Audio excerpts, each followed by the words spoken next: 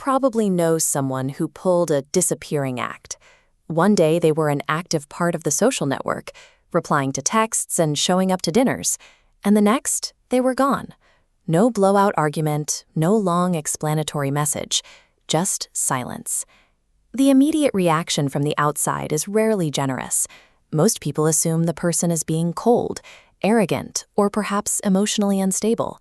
But psychology suggests a different explanation. Stepping away entirely is rarely an act of malice. For the person cutting ties, it functions as a drastic, necessary mechanism for survival. Labeling this behavior as toxic ignores the invisible internal breaking point that occurs long before the silence begins. The mind operates with a finite processing capacity for emotional and social demands. This is known as psychological overload. Bandwidth is consumed by stressors we've learned to tolerate: the expectation of constant digital availability, facing persistent criticism, or unresolved conflicts. Over time, these demands quietly exhaust our mental reserves. When emotional capacity reaches 100%, the brain initiates a protection mode. It triggers a shutdown of external inputs to prevent internal damage. Creating physical and digital distance is the brain's most efficient emergency valve. By severing ties, the individual stops the inflow of pressure to avoid a total psychological collapse. The disappearance might feel sudden to others, but it is usually the result of years of ignored red flags and tolerated disrespect. Eventually, the effort required to maintain a connection simply exceeds the person's remaining energy.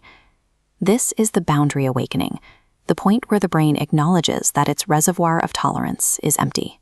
Instead of having another draining conversation to adjust those boundaries, the brain decides the cost of negotiation is too high.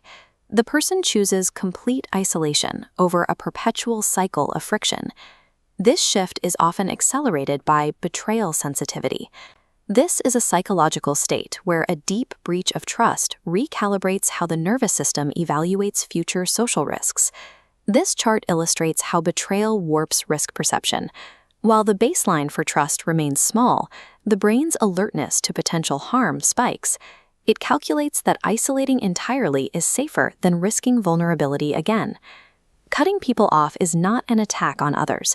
It is a definitive defensive maneuver executed when standard social boundaries have failed to provide safety. Then there is the therapist friend, the person who constantly absorbs others' problems and gives advice without receiving the same support in return. Carrying a disproportionate amount of interpersonal weight causes severe wear and tear. Over time, that constant absorption leads directly to clinical emotional burnout. When this happens, the mind requires total silence for neural recovery. Stepping away isn't about punishing friends. It's about finding the quiet necessary to function. Reframe the act.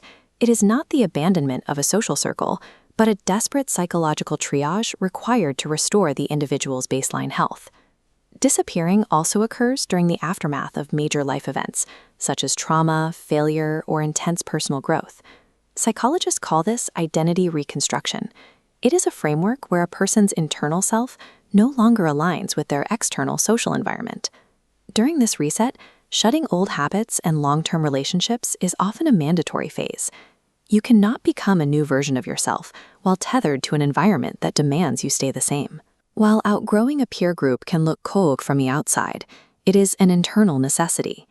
The person is simply aligning their life with their newly formed authentic self. Leaving an old life behind is often characterized as an act of cowardice.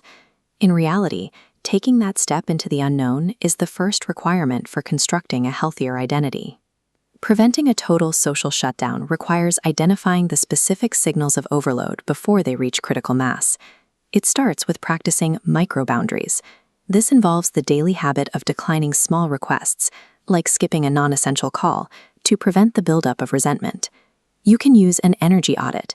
Systematically evaluating your social inputs reveals which interactions consume disproportionate emotional bandwidth.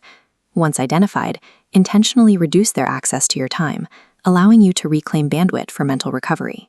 Prioritizing your personal peace over social obligation is not a loss of community. It is the successful reclamation of yourself.